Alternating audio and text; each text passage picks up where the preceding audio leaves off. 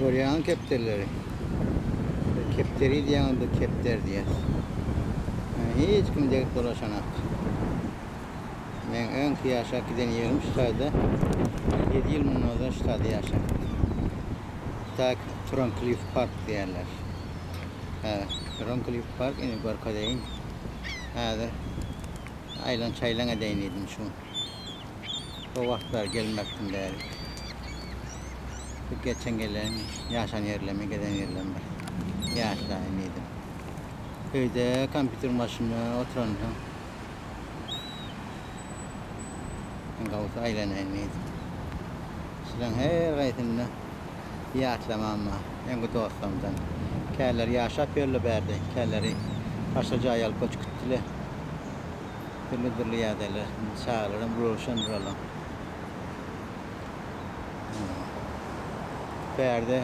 Bangladeş'ten, Pakistan'dan, Afganistan'dan bu yerli halk Direksiyeden yaşayanlar. Gırlı.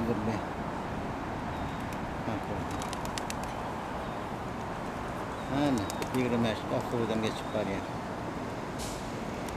25 Afro getiriyor peyp kurulmasından. 10 bin zekir. Hey yalancı dünya geçip var ya şeydi. Yalancı dünya. Bir caydan gelen vaktim cay alacak oğlum. Oradan kummatmıştık. Yani verdi korkular, Suudi etkiler, biznes etkiler adamları yaşamıştık.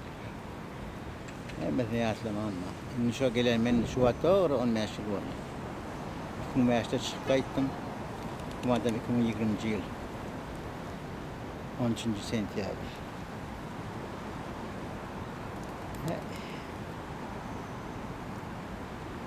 Görüyorsun hep.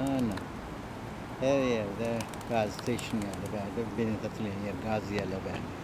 Oh.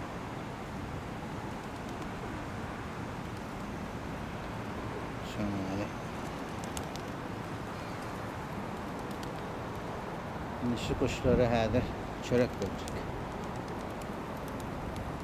Çörek getirdim. Göreyim üşüyüp ne derler.